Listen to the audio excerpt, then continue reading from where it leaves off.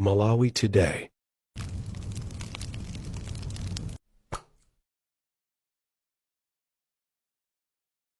Siyana zimene zikuchitika mdziko muno ndipo program ineyi cholinga chake nkuti ife ngati Malawi tizikambirana nkhani zimene zimatikhuza monga nzika za dziko lino. Tikupitirabe ndithu kukambirana nkhani ya chisankho chifukwa ndi nkhani imene ilipo pakadali pano imene Amalawi akukambabe, ndipo mprogramu yathu yapitayi tinayamba kuunika nkhani zikuluzikulu zimene zinachitika zokhuza chisankho, ndipo tinalonjeza kuti tipitirizabe kukambirana nkhani zimene zima programu athu amene akubwerawa, ndipo lero tufuna tipitire ndithu ni nkhani imene ya chisankho.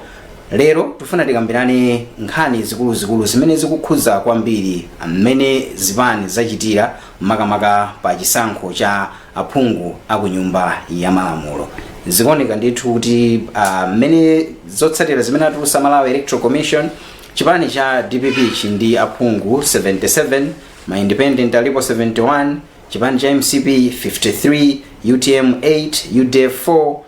PP 3, Afford 3, Freedom Party, National Democratic Party ndi People's Development Party ali ndi phungu mmodzi aliyense. Ndipo zikuoneka pamenepa ndithu palibe chipani chimene chafika kukwanitsa phungu 115 imene ndithu tinganene kuti mwina pa Chingerezi tinganene kuti ali ndi aphungu ochuluka ndithu kukhala ndi majority in parliament. Zimene zitizikambirana komanso tikhala tikukambirana kuti kodi amayi achita bwanji pa chisankho chimenechi, achinyamata achita bwanji, komanso anthu amene ali ndi ulumali. Ine ndine Chance Mwazimva, koma programu uyi sindili ndekha. Poyambirira ndimafuna ndilandire Clement Makuwa, ndi mmodzi mwa achinyamata amene ndithu amagwira ntchito yolimbikitsa achinyamata, ndipo anali pakalikiliki kwambiri pansi pa Youth Decide campaign pa chisankho chimene chapitachi. Tiwandireni ndi manja awiri. Ezikoma kwambiri Chance. Komanso tili ndi Amikani Chitete amene ndi katswiri pa nkhani za ndale, atithandizira ndithu kuti timvetsetse bwinobwino tikamakambirana za mafiga amene tinawo pano, komanso kuti kodi zimenezi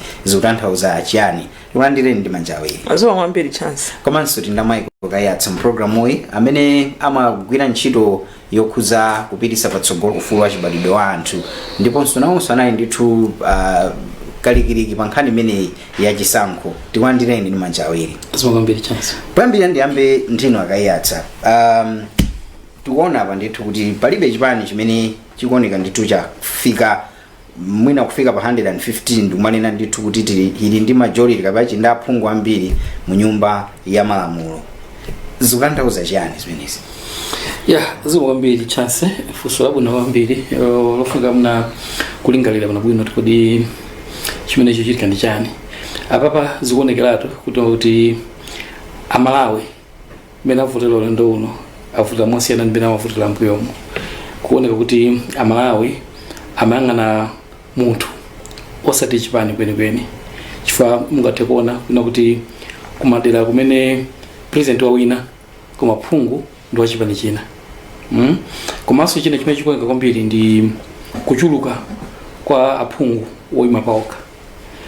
Mungathe kuona kuti nambala imene kuchulidwayo 71 ndi nambala ikulu kwambiri. Tikelekeza ndi mbuyo adeko lino uno ndimene taona aphungu ochuluka oyima paokha. Zimene zikutanthauza kuti Amalawi amba kuona zinthu mosiyana ndimene amuonera mbuyo, chifukwa kale it was common kuona kuti voters avotera president avotera sophungu, koma this time around zinthu za kuti zasintha, which means kuti Malawi akuyang'ana kwambiri kuti munthu amene akumufuna musankhayo candidate yo kodi ali ndi kuthekera kotani kuti azathandiza bwanji. Sinkhani ya loyalty ya party loyalty, I think nkhani za party loyalty muchisankho ichichi I think sizinaoneke kwenikweni yayi. Anthu anang'ana kwambiri merit ya munthu amene akumusankha, zimene ndi zabwino kwambiri. Now tikabwera ku parliament, kodi zimene zili ndi implication otani. Imene ndikuonera ndi kuti apapa already it's clear kuti DPP of course ali ndi maphungu ochulukirapo kukusanzawo, komabe palibe chipani chimene chapeza majority ya aphungu parliament, chifukwa parliament yathu itikhala ndi aphungu 229. Kuti munthu upeze simple majority, chipani chipeze simple majority ndiro chikhaenda aphungu osachepera 115. Koma papa palibe chipani chimene chapeza aphungu ochuluka choncho. muona DPP imene kutsogola 71 ndio kuti they are behind ndi almost 30 MPs. That's huge. So tiyembekezere tituona kuti parliament yathu ikakhala pa isunguja ama chizungu mati hang parliament. Imene mulibe chipani chimene chichioneka chiti ndi mphamvu kwambiri. Which can be a good thing. It can also be a bad thing. Tikatengera ndi imene zinalidi fa akasuka yambo khala ndi parliament yotere. Ngati mungu kuna bwino 2004 tinalisa ndi parliament yotere. Abingu adambisa chipani chawo kuchoka ku UDF kupanga DPP. Adalinda kungochepa. Ambira nala MCP ndi zipani zina. Koma tinaona kuti period imene ya 2004 2009 inali period imene ambira manena kuti ni period imene tinaona chipani cholama chopanga deliver. Is a period ndi imene is associated ndi kuita deliver. Izituko chani amalawa ambira masangana period imene it worked to people's advantage. Pano pamwe zakatosukhaji mozimozi kuti mwina it worked in our favor as my voters or kapena ngata Malawi. Muli pankhani yomweyo ma independent awalipo 71 amene amakhala kuti simungadziwiretu zimene angachita akapita ku nyumba ya mawa. Of course. Tiyembekezere otenawa atha kulowa kumene kufuna chitukuko ku chipani cholamu. Ndichocho ndithu.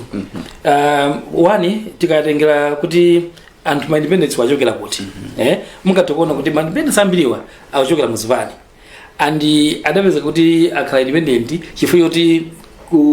kuzipani zawo sizinaende ma primaries zisadaende and timankula sopologa mwendo kuna kuti mene aendera ma primaries chakachena zimachitonekeratu kuti tikhanda phungu oyimira kwauka ambiri. We predicted that and zimene zachitikira. So mungatokuona kuti ndanthu otachoka muzipani and most likely abwereraso kuzipani zawo makamaka kuchipani cholamula nakasindi mene kuli chitukuko amatelo easy. So amene anachoka ku DPP I'm sure kuti abwereraso ku DPP. So tiyembekeze ndithu kuti ngati zitatelo ndoti DPP khanda apungo chulukirapo. But the question is kuti akwana 115 at least would have this majority. I think that is a question that muna sitingankhe pakali panopa. Kumbali ino ya ndale tione nonso pano kudiso la ndale pa mene mafigala amene wa aliliwo zikutanthauza chani zimenezi? Zambiri akayatha afotokozapo koma choyamba think ningogunda pombe pankhani ama independent MPs nkhani imeneyi kundale azipani akakakhalaso nkumakaunika kodi tachita bwino pati talakwitsa pati ndi mbali imodzi imene akuyenera kukaunika chifukwa mmene ananene akayatsada ma independent ambiriwa ndikafika palepo ndendu manena motsindika kuti timaona kuti anali ndi background imene achipani chakuti koma ma primaries kumene kukwina nkuja kumalephereka ma primaries not kuti ndikupanga target munthu ndikhoza kungopereka chitsanzo chacha Zimba Central imene inali ngati very controversial pankhani ya ma primaries. Tinaona kuti ku Zimba Central MCP chira chipani cholamula koma sana kunabe candidate wa chipani aliyense anafika anapoyima independent. That's one example if ilikale on the record kuti ngakhale amene anawina as an independent person independent MP koma tikudziwa kuti nda MCP. So my example ngati amene walipo ndithu muzipaniso zosiyana awumawina ngati independent koma ali oti tikudziwa kuti amapanga belong to chipani chakuti koma nunkhani ndiyo kuti akapita ku parliament eko ikhalano a matter of choice yonena kuti kodi kuchipani akuchipani kwawoko ndolapa bwanji kuti mwina apatidala akuitsa bwererani tikhayende limodzi kapena akula mtima bwanji nenazo kuti amesa mudaka ima panokha mudati nyozera basi muzikhala kwanokha komweko ndaye tikaliwa kuti khani kwa ndale kwambiri it's a matter of now kupanga ma reflection a serious kuti apapa tingapange bwanji kuti mwina kutsogoloko tidzachite bwino tisadzapangeso ma mistake amene tinapangawo chifukwa kuti that number ikuyankhula ndithu zambiri zofuna za Malawi. Ma irregularities amene analipo kuma primaries iwo amayenera kuti aunikidwe ndizopita kwa onse amene atalowe kuti azilamula ndi onse amene so akhale kumbali yotsutsa sikuti ndizoti munthu mmodzi yekha chifukwa ngati amene so awinawa ngati a DPP kuliso ma independent kuti tikwadziwa kuti awawa anali ya DPP even ku campaign amapita ndi nsalu ya DPP koma akuyima chani independent chifukwa ma primaries ko sikunaende bwino. So that's a big message to ma political parties onse. Tikaona manamba lawo kuona ku parliament kuti sikungakhale mwina majorities, a simple majority. Anthu akasankhidwa nthawi zambiri kaya mayimira chipani kaya mayima paokha akangoti akalumbiritsidwa taonango ndithu akusintha zochita. So mena ananenera akayatsa kuti akhoza kupezeka zoti akuti akafuna chitukuko. Tikhoza kudabwa kuti first sitting ya parliament chipani chimene chikulamula chili kale ndi majority. Izozo ndizotheka. Komanso tisayiwale kuti mbuyo muje parliament yathu inali ma constituency 193 kwaonjezeka ma constituency ena if I'm not mistaken 36 kufika pa 229. Now tikaona pa 36 paja ambiri anali ma constituency anyuwani kwa winaso anthu mwina oyima paokha chifoti nkhani zomwezo tibwerera so kwa chipani komweko kuti zimani zimati ayi ukuti market ikeko wathu wakuti pamene mwina anthu akumeneko ali ndikale ndi munthu amene amakhala naye bwino ndi anthu ena they took advantage of that nkuona kuti ayi ine ndinekale wakonkono. So tikanena nkhani ya manambalayo I think that's what I can say. Komano ndimafuna titadutsa tiyambe opita ku nkhani yokuti kodi manambala amenewo azimayi alipo angati azibambo alipo angati. Nazo kuti nkhani imeneyo ndimeyo pakhane nayo chidimo. Kumalisa napita ku nkhani imeneyo. Ndimafuna kuti ndingomva maganizo anu. Tikamona performance ya zipani zinazi tisiye DPP mbali ya independent MCP UTM UDF PP Afford Freedom Party National Democratic Party ni People's Development Party zikutanthauza chani makamaka kama unikira makafukufuku amene amachitika tisanapite ku chisankho chimenechi. Imeneyo mungandilole kuti ndine mwina chimodzi chipani chimodzi zimene mwazinenazo chabwino tiyambe ndi UTM. Ataona pesa phungu 8 2019 anapeza phungu 4 mavoti anapeza 1 million chakuti pano pa mavoti a president wa UTM anali 200,000 chakuti koma population yathu tikapangaso compare ndi number of registered voters it went higher than in 2019. So nzoti anali ndi mwayi ora akadapeza so mavoti ochuluka. So there are some things zimene mwina ningapange contribute to zikhoza kuyambira mwina kutsogoleri 2019 ija UTM was more of a chilima brand than just a party. So tikaona mavoti mmene anavoteredwera malemu chilima ndi mavoti amene avoteredwera Dr. Kabambe. Kabambe anayimira so MP kwawo, advice yawo anayimira so MP kwawo, onse anagonja kuchoti ngati ku MP. So it goes back to the point amanena akayatsa kuti pano anthu avotera kwambiri munthu kusiyana ndi chipani. Fatika una ma MP amene awinawo ayutemo 8 kwawo ali ndi influence. Anthu akwawo amadalira. Ndi anthu aja kuti mwina olata imira chipani chicho so olata ima independent mwina akadapambanabe chifukwa anthu amafuna bendani yo. So komabe on a positive side zaonetsabe kuti panopa utsogoleri wa UTM it's not about just the person amene akutsogolerayo, it's about kuchipanga chipani chija chikhalebe champhamvu. Chifukwa tikatenga ndi mipungwepungwe imene analiko before the elections nthawi ya convention yawo kone kuti pali magawo anthu kugawikana tinaona amene anali a vice president kapena zita akadali pajasana lumbire ena tinaona akutuluka ukayamba zina. So kunali ngati kugawikana kwambiri kuti mwina timayembekeza kuti chipani chita bwino mwa size yake ngati imeneyo. Tikaona kumbali kwa president sana chite bwino kwenikweni koma tikaona kuma MP apanga improve from 4 to 8 imene ndani kuti apanga double and UTM is a relatively new party. So that speaks a lot about the organization, the leadership that has come in ku UTM ngokuti they have been able to kuzipanga reorganize within a period kuchokera mmene anamwalirira malemu. Moti mwina chisankho chinacho atha kupitirira pa 80 pamene ali atha kupitirira malingana ndi mmeneso atalimbiritsirane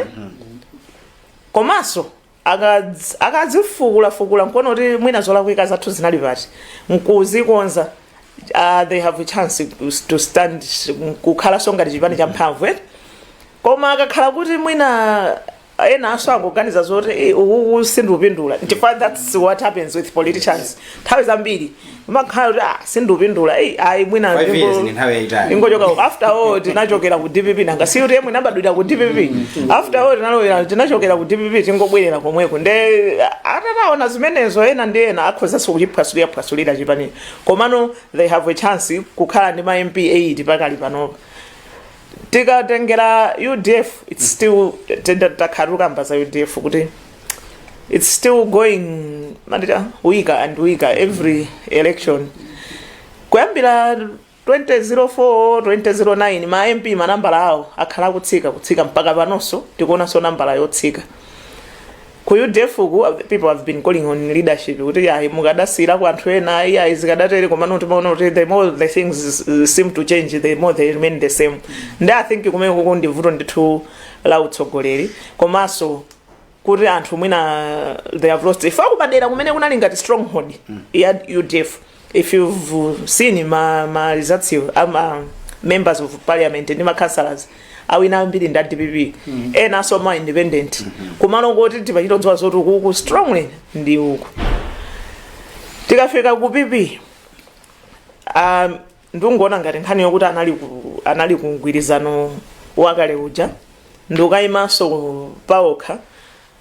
kwa ineyo nkuluza ndithu hope kwa anthu kuti akhangati awasadzwa chimene akuchita kuti atithandiza bwanji nde even ma MP abibi amene awina ndi anthu oti kwawo they are really strong people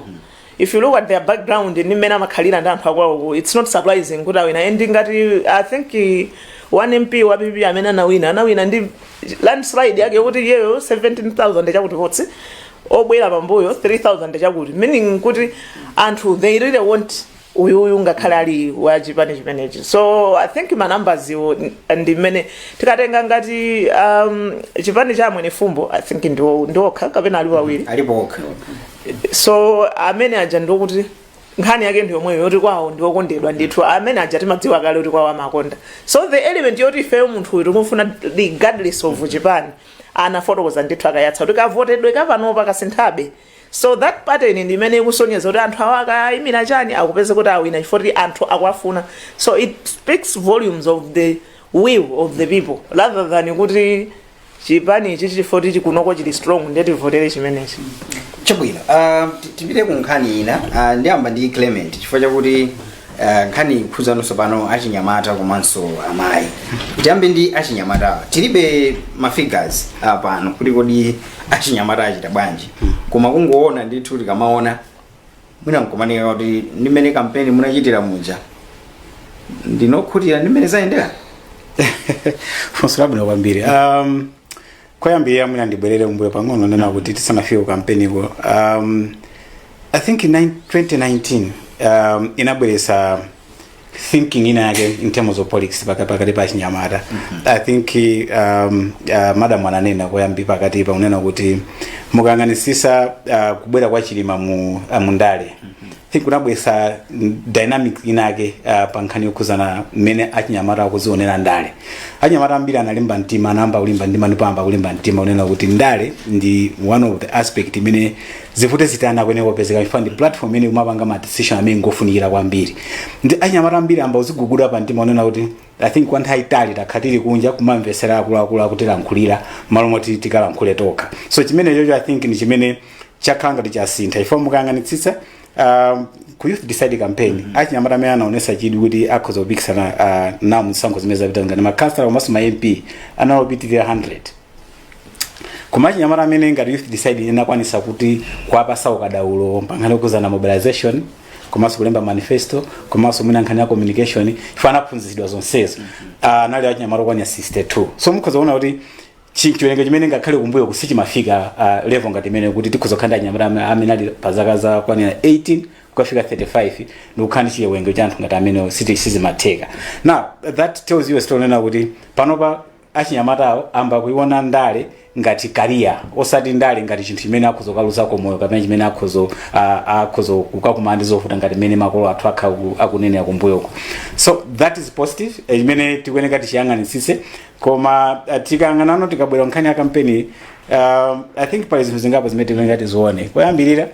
nkunena kuti achinyamata ambiri ngakhale kuti anali ndi chidwi kuti akhoza kukapikisana nawo koma mwina nkhani yokhuzana ndrama zoti akhoza kugwisa ntchito. Kunena chilungamo ngakhale kuti tinagawanso ma constituency aja koma tili ma constituency ena abe amene ndi akuluakulu kwambiri kumene achinyamata amapikisana nawo kumene kunali kovuta kwambiri kuti akhoza choka kona ina ya constituency kukafika kona ina ya constituency kapena choka kona ina ya ward ukafikanso kona ina ya ward zimene nthawi zambiri ngati ulibe ndrama nkuvuta kuti ukhoza kuyenda bwinobwino kumalawi kunoko ndi mmene mayendedwe athu alili. Zimene kwa ine ndikuona ngati ndi positive ndikuti achinyamata amene akufuna kuti abwere mundale muza serious akuyeneka ayambe kukonzeka lerolo.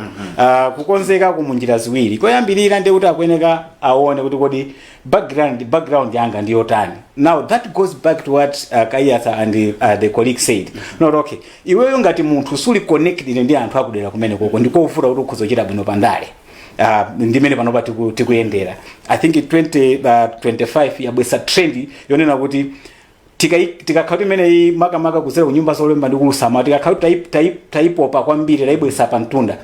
anthu amene amaganiza kuti akhoza kuvota ifo choti ndi achipani china chake koma pa ground asakuchita china chonse kapena asakudziwika ndikovuta kwambiri kuti akhoza kuchita bwino. Chachiwiri achinyamata tivomerezana pano unena kuti sitingapange ndalo pana ndrama. Chifukwa kungoyang'ana mayendedwe kokha ndimene ali ma constituency athu malawi kunoko ufunika ndrama kuti uzitha kuyenda ukhaindike galimoto yako kuti ukhoza mathamangira kuti ukhoza kukwanisa kukumana ndi anthu ochuluka kwambiri mnthawi yochepa zimene zofunika ukhale ndi ndrama imene ikhoza kuthandiza kuti uyende. So kwa achinyamata amene akufuna kulowa mndale ayambe kumaganiza nkhani za ma entrepreneurship ndi chani imene ikhoza kupanga kuti chindibwese ndrama chifukwa mu entrepreneurship momwemo kuza kupangisanso kuti anthu akudziwe chifukwa ambiri amene analowa 2019 utoko ngati achinabereka nyama analowa chifukwa chonena kuti background yawo makolo awo ndi odziwika pa nkhani yakukhuzana ndale. Koma panali enanso amene analowa chifukwa chonena kuti background yawo ndi entrepreneur amapanga ma business ndi chifukwa kuti business umalumizana ndi anthu ochuluka kwambiri anthu amawadziwa zimene zija zimathandiziranso kapena zathandiziranso makamaka kwa achinyamata amene amapikisana nawo 2019 komanso amene apikisana nawo 2025 which is very important and very key. Chomalizira ndikofunika kwambiri kunena kuti tizidziwa chimene anthu akufuna. Gone are the days ngati 1994 kumene anthu candidate amatha kuwina pomangonena zinthu zimene akuganizira. Opanda titu umboni wokwanira bwinobwino. That's why kumapesi kunena kuti amachita zituko zina zimene anthu samazigwisa ntchito. Mukapeza kumadera kwina kuli mijigo mwina itatu pamwe amodzi. Mukafusa anabwelesa MP unasona abwelesa MP koma lefo anthu ajisamafunsidwa sichuli mapeza tizikhala malo amodzi amango yanga nati apa nani votera kwambiri ndikepo njigo osadziwa kuti pamene pali njigo kwina the other corner of the side. Now kupita tsogolo ndi kuti anthu azikhala ndi chidwi chomakhala ndi kafukufuku paokha nkuona kuti kodi mavuto anthu enieni kumayi kunoko ndi ati kudera kwanga kunoko mavuto awo ndi ati kwenikweni nanga kuwodi kunoko mavuto anthu enieni ndi ati. That will make them to speak to the issues zimene anthu akutani akukumana nazo kudera kuja zimene zakhakosa vuta ifa mutati muyang'anitsisa ambiri amene abwera mundale chaka chinocho 2025 amene abwera ngati ma MP komanso muna abwera ngati ma councilor ndi anthu oti mundale sanakhalemo koma chifukwa chonena kuti amalankhula zinthu zimene anthu kudera kuja alimo mavuto amene anthu kudera kuja alimo zapangisa kuti anthu akhulupirire in the first place ndikuwapa saudindo ngakhale pa independent komanso mwina ngati oyimira zipani za ndale. Chabwino timafuna tipite ku mbali ya amayi chifukwa kumene tili ndi ma figures ndithu amene akuonetsa kuti mwa aphungu sali 229 koma zotsatira za 225 ndikhulupirira ngati nsakulakwitsa constituencies tindamayi 48 amene apambana kukhala aphungu akunyumba ya malamulo. Tiyambire pamenepa kodi kuyika amayi m'maudindo zikuyenda kuma ambe kumene kwa Kayatha. Okay mbona ngati mwemba ndi mikani kuma ufulu wa amayi yeah tingathe kuyankha magawo awiri. Tingathe kuyankha kuti zikuyenda komanso sizikuyenda. Zikuyenda tikayang'ana komanso kutengera kumene tichokera nkhaniyo sankha maudindo amayi ndi nkhani imene yakhala yovuta kwambiri kwathu Malawi pa zifukwa zosiyanasiyana makamaka ma social cultural norms amene anthu timakhala nawo kuti pa chikhalidwe chathu kwa nthawi itali amayi sitimaona ngati uyenera kuyika maudindo malo a amayi timaona ngati ndi ku kitchen basi koma pang'ono maganizo amene ayamba kuchoka of course sulatheratu anakalipobe komabe pang'ono anthu ayamba kuzindikira kuti amayi tingatha kuyikaso maudindo atende udindo wawo komanso malamulo nawonso athandizirako ngakhale kuti kuliso ntchito ikulu imene inachitika kumeneko kumalamuloko koma ati kagenda equality act kaja kathandiziraponso kusintha maganizo ndithu anthu pang'ono so we are getting there slowly koma ntchito ndithu chilipo chifukwa mukaona mmene azimayi achitira so far mukamba za 48 out of 225 tika yangana percentage wise sina sunta kweli kuilinga dziko 21%. It's 21%. Parliament penatai it was around the same 23 23 inatsika I think it was around 22 kwa the difference is not that big you know this kusiana ko chepa kwambiri so kuti ngati dziko tukusuntha komano mochepa kwambiri mwankhono at a very slow pace and it is fusi tikudi njifwa chani tikuyenda mu finyika motolomo pang'ono muti tiende mwachangu mungatikona president zingapo chinthu chambira ndi nkana malamulo ija malamulo athu adasintha mbakamba Gender Equality Act komabe I think we need to do more we need to be sema malamulo ena amene angathandizire mukangana maiko anzathu amene akuchita bwino kwambiri pa nkhani ya mayi muona kuti akuchita bwino kufa malamulo Rwanda mwachitsanzo I think Rwanda the whole world imachita lead nkhani ya mayi ngati sindikulakwa undikonza mikani percentage yao panopa is over 60% 62% that's mine which is massive even in America they have never reached that far koma akuchita bwino choncho chifukwa chani muona kuti ndi malamulo awo chifukwa nkhani cha makota affirmative action kuno konso ngati tifuna tichita advance tiyenera tende njira yomweyo South Africa so they have done the same now sandazi mayambiri koma nkhani yake ndimwe ya affirmative action so pafika tisinde malamulo koma kungosinda malamulo konso suri mkokwanira yayi pafika so tiziyambire kuchipani kuchipani nakosa akhale ndi affirmative action agreso ni makota kumene kucha that is the only way tikapezeke kuti tapeza amayi ochuluka chifukwa kupanda kutero ti pakebe struggle amayi apezekabe kuti akholebe mbuyo pankhani ya maudindo chifukwa chino kuti mujanenera mujankhani ya kaganizidwe ka anthu sungangusintha kaganizidwe ka anthu lero ya it's a process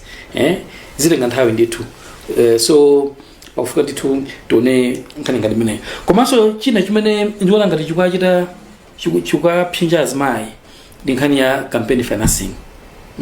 Clement anafukuza funda yabwino kwambiri nkhani ya drama campaign yako Malawi kunoko of course even mai kwaena kuti uchite campaign yabwino ufunika drama and nkhani ya resources muona kuti makhala nkhani yovuta kwambiri ndi ndazanga amene adaimapo Chisankho icheche azimayi komanso azibambo and chimene chimoneka nchonena kuti anthu ena amakatenga ngongole amachita approach a business olemera tibwera ndi drama tikachita campaign kumene kokanta akundikuona ndi wina anthu amapasa drama koma analysis kamene ndachita amene amapeza moyo wokulu anali azibambo azimayi ambiri amapezeka kuti sakupeza moyo ngati meneyo nkhani mweja ya kaganizidwe kathu mete timaganiziza kumaona kuti abambo ndiwena ndi chance yayikulu posa mayi koma pali fundo ina imene ndikuona ngati munatiganizeso kwambiri ngati dziko pankhani mwe ya campaign financing chifukwa presidential result yatipasaso chituzikina chole chimene simachiganizira mbuyo mwete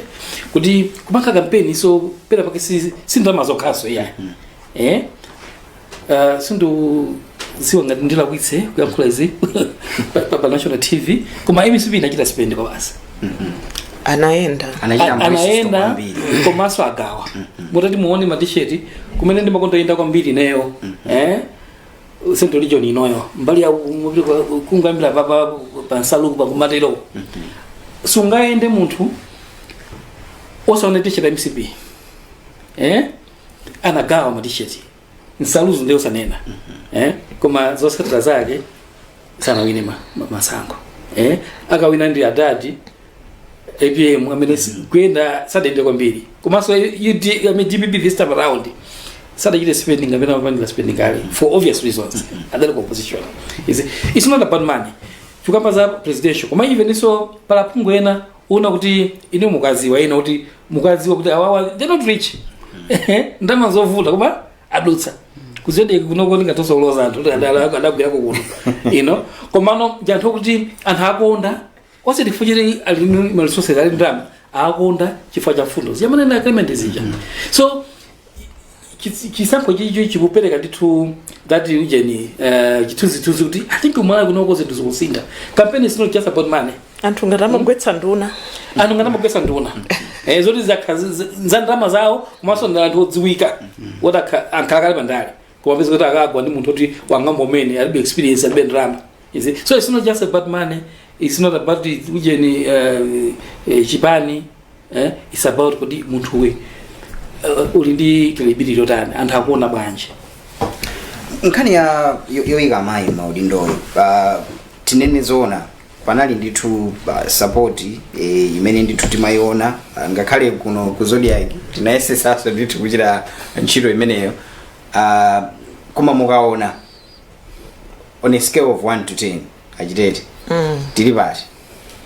on a scale of 1 to 10 where 1 shall mean what and 10 shall famuna 10 in the west 1 in the west 10 tukunena kuti high uku ndikulowa imeneyo tikadali pa 4 sitinasunthe kwambiri pena makampeni amene timachita ineyo ndimanena zoti electoral cycle imayambira pamene mwamalizira chisankho china so pamene tamaliza chisankho chinani ngati pangatheke kupeza thandizo loyambaso kuphunzitsa kupanga ngati kampeni yoti azimayi adzayikidwe maudindo timenera kuyambiratu sopano kumaphunzitsaso anthu kuti ikamadzafika 2030 ena ake adzakhala atalimba mtima so that's one of the lessons imene maona kuti timayenera ndithu tipange and 2019 review ya political empowerment of women kunali 50-50 campaign you remember review imene jaina panga outline fundo ngati zimenezi koma nona ngasi kuchepedwa komwe ngati dziko zokuti mwina tinena kuti tikudalira anzathu mwina mayiko akunja ndi amabungwe osiyana-siyana kuti atithandize kuti mwina tabweretsere fundo ngati zimenezi just after the elections amati ayi pano sitting apange pano pati panga focus zinthu zina rather than elections if ama elections ali 2030 so chifake timakhala ngati betu kubwerera mbuyo for even anthu amene amalimbikitsidwa aja kanda azimayi kanda achinyamata mwina ena ano amakhala uza focus ayamba kupanga focus mu zinthu zina ineyo ndaonapo anthu angapo kuti 2019 anali ndi kufuna kokayimira nawo koma pazifukwa zina adalephera anayamba zitangothaza zisankho za 2019 izo kuyamba umapitano makakhaziko mudzi kwawo kuthamanga izi ndizi kumudzi kuti anthu akhale nawo familia ena mwayiwo apambana chifukwa choti anthu anakhanga awadziwa komano vuto lokuti tikamanena kuti tikuyamba kampeni ya azimayi timadzayamba mwina a year before the elections due to funding constraints zimatipweteka in fact some months before zimatipweteka zimene azo zimatipweteka kugulitsa malonda kuja timakhala kuti tagulitsa anthu amwene aso atapanga kale chani chiganizo ananena ngo akayatsa nkhani ya malamulo nkhani ya malamulo imene jaso kumalawi kwathu kunoko it's very tricky anthu ena ake nthawi ina akangapanga proposal kuti ngati mmene agawira ma constituency kuti redemarcation ndi maneno oti anaonjezerapo 36 kuti azipeya malamulo mmene amapanga approve ma constituency amene aja kanangonena zoti uku ngati kuti apite wachipani wina aliyese chipani chilichonse uku ma constituency 36 awawa kuime azimayi okhaokha ku South Africa I think mmene amayamba ujeni yawo system yawo yapano iyi yokuti kumapezeka zoti ku parliament ma constituency awa ndi azimayi okhaokha I think zimene anapanga kuti kungoduliratu kuti awawa ndi azimayi okhaokha koma poyambirira penipeni kunali challenge yokuti ndekuti 36 iwa ngati tikunena zoti kupikisane azimayi okhaokha uzipani amanena kuti makonstituency kwa azimayi ndiuku osafuna kuti azimayi apikisane nawonso kuma constituency kwinako it's like mwapanga mwasiyiratu kumbali tikatenga nkhani yakuzipani kuti azipaniwa mwina atata azika ku azimayi ochulukirako kuma ngati ma primaries kuja kuti mwina apikisane azimayi okhaokha they will still argue kuchipaniko kuti iya tikayika kuti dzaluza nazo seat kulibe nzimayi woti ali strong ndinamvapo mbuyomu and I quote because it was on record mabungwe akudandaula kuti ma board members oyambirira kusankhidwa ndi boma lacha kwera ma board members atasankhidwa mabungwe osiyana-siyana they came out and said kuti ma board members ngakhale only 20% azimayi kunabwera response from the state house kuti there are no qualified women kuti abwere alowe mabodium which kwa ineyo chinali chinthu ngati choti lionera pasi azimayi ife because anthu oti ali qualified ndi alipo kuti ankhozo panga save mabodi osiyana-siyana only that mwina kuchipaniko sakwadziwa so zinthu ngati zimene zizomati iyayi palibepo azimayi zimatipweteka koma ngati panopa kuyambiratu kampeni yonena zoti tiyeni ngati ili even scouting asake azimayi there are women amene ali interested in politics koma nokuti apeze entry point pamavuta ndi pamene popote entry point ndilowera nkhani ndikuti azimayi azichita kusakidwa kapena ndingonena zimene adayankhulapo kuti there are no women komano ngati ili scouting mumathatu kuonatu kungonena zoti tupanga ngati maphunziro amapangitsa kuti achinyamata anthu amathawu manena ineyo ndili ndi interest because ndapangako ma training ngati amenewe kukhala ineyo trainer yayi mukutha bwanji mumakayima bwanji kutsogolo kwa anthu even chitsanzo china chabwino nditha kungokuzani chase kuti mundivomereze kubwa panopo mapanga political analysis mapeza kuti nthawi zambiri ine ndekha nzimayi azipambondepo mumasintha moti mmene mungasinthiremo amabwera osiyana-siyana koma kukhala panopo kumayankhula kuti anthu azindimvera pa TV ena amandifunsa tikakumana kunja kumakwanitsa bwanji pamene this is just something yoti ine napita school I'm able to stand even ku public kuti kuyankhula nazo zimene zijazo zimatengeranso ndi personality anthu ena amafuna kulimbikitsidwa pala anthu ena anabadwa naturally kuti they can just go. I'll give you an example ya Dr. Patricia Galiati amene ajasofuna kulimbikitsidwa ndi munthu wakuti naturally anabadwa kuti adziyankhula ali ndi chikoka kwa anthu ndizi timaona kuti temu iyi sadasankhe akamenya temu inayo awasankhaso you know before people can connect with her. So I think we need to encourage more of these campaigns for women and the youth ziziyambika koyambirira komwe endiso ngati ministry yathu imene mayang'ana mwina azimayi achinyamata akanatenga this as an initiative yoti koyambirira kwa zaka 5 zoyambirirazo azikhala nawo ndi maphunziro apadera mwina ma constituency kuli nkhani ya constituency development fund inayikidwa kuti kupa percentage yakuti zipita kwa chinyamata percentage yakuti zipita kwa azimayi you know anagawa ma percentage imene jayu kanatha kukhaso percentage yoti zipanga ma training political participation of these women youth taona mmene nakhalira campaign ya against violence yoti say no to violence inalipena palipose and Chisankho izizi ambiri mwina tonse tovomerezana kuti zachitika popanda ziwawa zokuti munganeno kuti considerable ziwawa tikunena kuti zachitika popanda ziwawa so chipodzipodzi kampeni iyi titati kumayamba kuyambirira komwe titha kukwanitsa kuchoka pa 4 paja mwina kufika pa 7 because if you look at the numbers kuyambira 2009 tinali ndi 24% ya azimayi ku parliament 2014 tinadzatsika fika pa 18%. 2019 tinakweraso tinafika pa 23. 2025 tabwerera mbuyo 21% so it's like we are tukupanga pendulum mango tere tikhanga tizikuyenda koma bezi I believe kuti tikachokera ku 1994 kwenikweni we are still moving although at a snail's pace. Clement dudziwa ndithu izizi ndi zimene mmachita tsiku ndi tsiku ine personally sindikuyenera kuti ndizipereka maganizo anga program koma ndikuona ndithu kuti pa 48 pa ina pana account tili pa 100 kuchokera pa 225 bwezi tunena kuti tikuyenda koma tili pa 48 pena timasafika 44 kumangozungulira pemwepo pamene akufotokozera achiteteyo tikuyenera kuti tichite chani pa nkhani imene yoyika amayi maudindo funso labwino kwambiri pali zinthu zingapo zimene mwina ngati dziko tikuyenera tizilingalire choyambirira tikuyenera tiganize za anthu akumudzi kuti munthu akumudzi akamamuona mzimayi amamuona motani pamene I think pagona nkhani yayikulu kwambiri fangakhale tayika mwina ma district aja kuti akhale pa constituency imene anapangira ku Uganda ifo ku Uganda every district ndi constituency imene azimayi amayenera kupikisana so ngakhale takhala kuti ndi affirmative action imeneyo but kamvetsetseka anthu akumadera kumizi pa nkhani yokhuzana usogoleri ndi mzimayi ngati sikakusintha will not achieve anything chifukwa wokavotawo sankho amene akupanga malamulo wokavota ni munthu amene ali kumudzi amene akudikira kuti alandire chitukuko kuchokera kwa ndani kwa phungu alandire chitukuko kuchokera kwa kansala no munthu amene yoyo sakumvetsesa kuti kodi kufunikira kwa mzimayi pa udindo ndi kotani. That is a problem. Chachiwiri ndikuona ngati kuti azimayi sopauka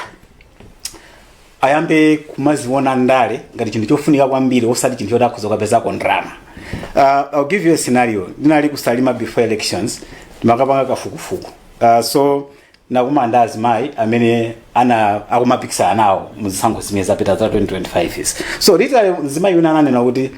tinalipo azimayi kwanira 60 chakuti kwa panopata sa azimayi kwanira 15 enawo amabwera chimene amabwera ndiona kuti apikisane ndi munthu kudera kwawoko ndiye munthu uja auze kuti tupasani ndalama inu mkhalani pansi musapikisane ndi ineyo and women in Salima have received money from their competitors and akhala pansi anthu amene wawo ndi amene so this is a woman who is complaining unena kuti kula azimayi ena amene ikangona nthawi zisankhochi they see money and how do I get the money sitikakaime mwakavina singakapite kuchipande mwakanyengera koma ndikhalika ndikupikisana nawo and then someone will say undipanga challenge ndikupasa chakuti ndipasa ndama wako nawo kuti ukakhale pansi and I continue so that is happening and that has happened so for me ndikuona ngati azimayi pawo kakwaneka azindikira unena kuti okay mzimayi ali ndikuthekera ngati mamuna wina asikapena ngati munthu wina aliyense pa nkhani yokuzana chitukuko kuti akhoza kubwesa chitukuko kudera komanso akhoza kuthandizira kuphika ndondomeko za dziko mokomera azimayi komanso mokomera wina aliyense now and azimayi akamba kuzona zimene zozo ndikuti zachepesa chiwerengero cha azimayi amene amapita kundale ndikuyamba ngati akupanga kampeni nchoko choti wina apase chochita apase ndalama kapena apase chochita iwo akhale pansi kwa iwo atani athana nazo that is what I think we need to focus on koma tusazimayi okhala azibamboso komano ineyo vuto langa lilipolena kuti azimayiwo ndi ochuluka kwambiri now this is another woman reporting what another woman did kapena other women did now azibambo kwa ineyo alimo kale ambiri mundalemo ndamena kutenga ndamena panga ma dominate and that's why we are discussing this topic today which means focus yathu kale kwambiri kwa ndani kwa azimayi so kwa ineyo ndikuona ngati chomalizira nchonena kuti ndipofunika kwambiri kuphunzitsa achitsikana makamaka nkhani yokhuzana usogoleri aumvetsetse kuti kamati usogoleri ndi chani zimene makalikira mwathu ku primary komanso mwina secondary samasindika kwenikweni kumayiko kwina amatha kukhala ndi deliberate policies mwina within 10 years apena 15 years chimene cholinga chake nkufuna kuti apange push agenda ina yake simina iyi kuzokhala agenda imene mwina tikuyenera tiyang'ane kuti tikhoza kupanga chani kuti tichulutse chiwerengero cha azimayi pambali poyang'ana nkhani za malamulo kuti ikhale affirmative laws and actions tiyeninso tiyang'ane nkhani ya mindset change komanso tiyang'ane nkhani ya kupanga build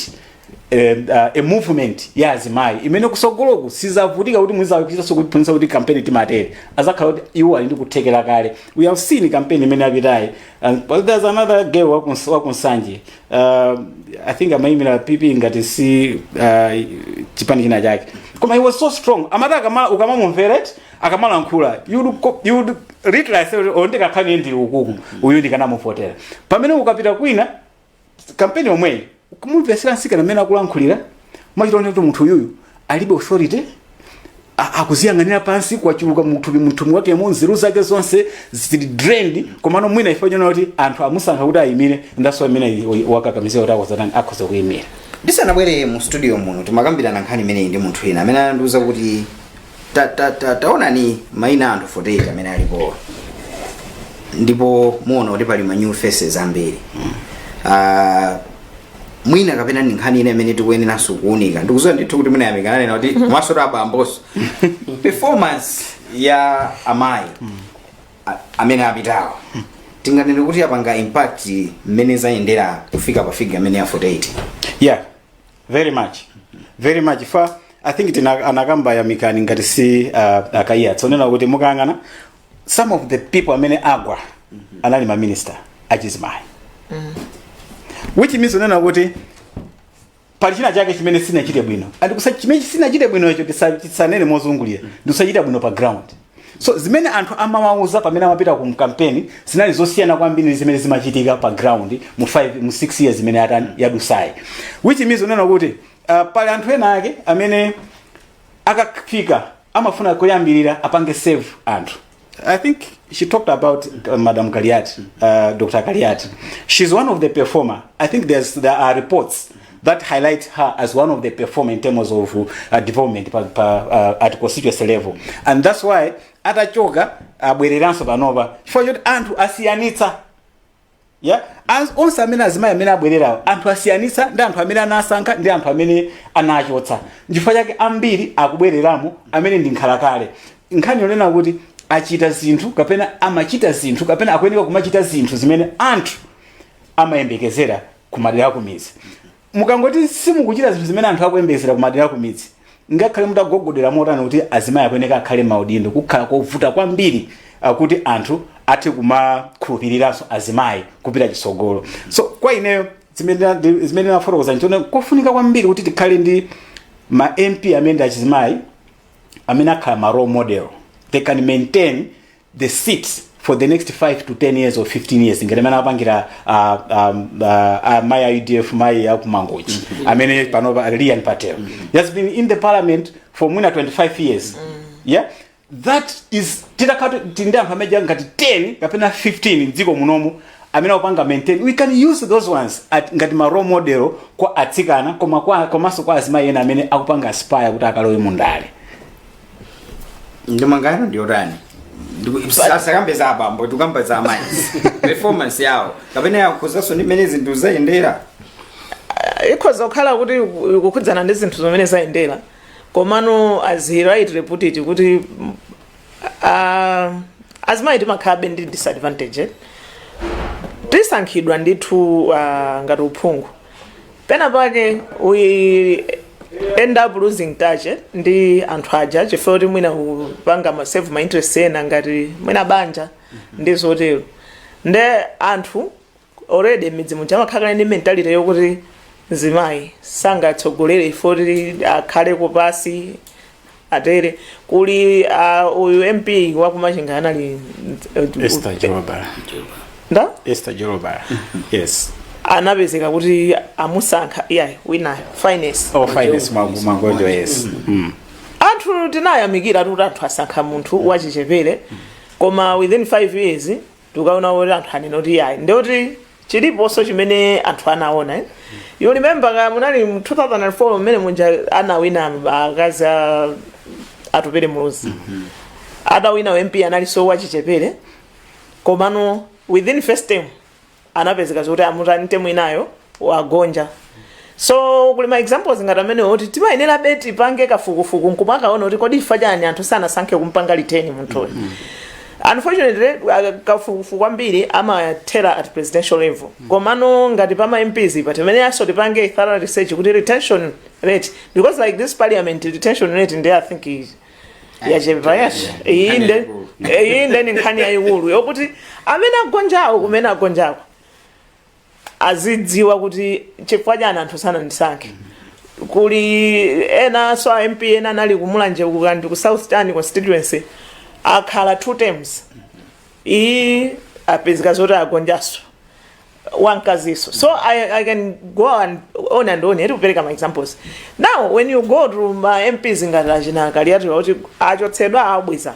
you go akwachina Catherine Ngotani Hala anali speaker of parliament, vice president wa chipani, then MP. So ndekuti kukaona ndi mavoti mena muvoterera kwa ukunja kusonzona anthu ndokhutira with her services kukwasitoseko. So yes, I totally agree kuti performance yathu ngati azimayi ndimene so timayenera kuti amene amapereka ngati kadaulo kwa azimayi amene mwina asankhidwa maudindo osiyana-siyana anenera maunikitsaso pamenepopo kuti this is something that we need to maintain. Nde returning kuti amene wawatidzapange return while looking for more ndi ntchito yoti tonse timayenera tigwirane manja kuti amene alipo tizithaso kuwadzudzula kunena zoti izizi simupanga bwino zimupanga bwino kuti azidziwa zokuti I have to be on the right track. Koma vuto ndilo kuti tikakhalaso sitimadzudzula kwenikweni timangoayang'ana and even midzimu ma platform ngati amene amayenera kukhala pa transparency kuti anthu azipangidwa hold accountable azitha kuwayitana MP awo azitha kuwayitana kansala awo kuti apa simupanga bwino mutipanga bwanji palibepo kwenikweni. So anthu akamangopita kwawo aonabo amangoona ngati everything is okay pamene zinthu sizikuyendapo pamene amapezeka zokuti mwina azimayi aja atani achokaso. Akayatsa akuti tasandi 2 minutes. Kapena amayi watu kumawunika kwambiri kusiyana ndi mmene timawunikira abamba. Kapena ma expectations athu kapena zoyembekeza zathu zomakhala zochuluka kwa amayi kusiyana ndi mmene diso limene timatha kumaona aphungu amuna. Ndimene zimakhalira ndawi zonse anthu amakhala ndi chiyembekezo chachikulu kwa azimayi ngati kuposa kwa Zimbabwe. Ndikhani omwe ya ujeni kakulidwe kathu kamene chalidwera ya komanso zikazoti kwathaitali takhala aona azimayi ngati kuti sangakwanise so akapasidwa udindo timapano kuyang'ana zambiri kuyang'ana mwachidwi kwambiri zimene ndithu sizoyenerera pafuka ndithu kuti sinthe makanizo. Koma muna ndalimbikitse amene amachita makampeni thandiza azimayi of course inavenso tili mungulumo ngati bonge la ufulu koma pafuka muna tichite kafukufuku bwino tikodi azimayi amene agwa kudagwa pazifuka zotani mchilunga chote titengera maphunziro amene angatithandizire kusokoloko kuti kachita bwino. I'm sure kuti pali zifuwa tinaweza mangisa kuti mena azimayi ena apezeke kuti agwa. Tilekeze pamene pa program yathu ya mphepo zinayi lero timaunika nkhani ya Chisankho ndi nkhani yayikulu kwambiri fa pali nkhani zambiri kobasi zimene tikuyenera kuti tiunikire pa Chisankho chimene chinachitika mdziko muno koma pang'ono tikhala ndithu tukambirana nkhani zimene zimafuna ndithokoze akuluakulu amene nali nawo mu studio muno nayenda Michael Kayatsa amene ndi mmodzi mwa anthu amene amenyera ufulu wa chibadwidwe wa anthu tinali ndaye amikani chitete amene ndi katswiri pa nkhani za ndale komanso nayenda Clement Makuwa amene ndi wachinyamata amene amalimbikitsa nso achinyamata kuti nawonso azitenga mbali pa ntchito zosiyana-siyana. Ndikuthokozeni kwambiri kuti tinali limodzi mpulogalamu iyi komanso ndifuna ndikuthokozeni inu amene mwatsatira programu imeneyi ndemanga zanu timalandira ndithu komanso timamva maganizo anu pa zimene mukuganiza pa mutu umene ndithu takambirana ndipo tikuthokozeni kwambiri kuti timalandira ndemanga zambiri kobasi zokhuza ndithu zimene timakambirana mpulogalamu imeneyi ya mphepo zinayi. Malo mwanzanga onse ine ndine chance mozapanda ndikufunireni zabwino zonse.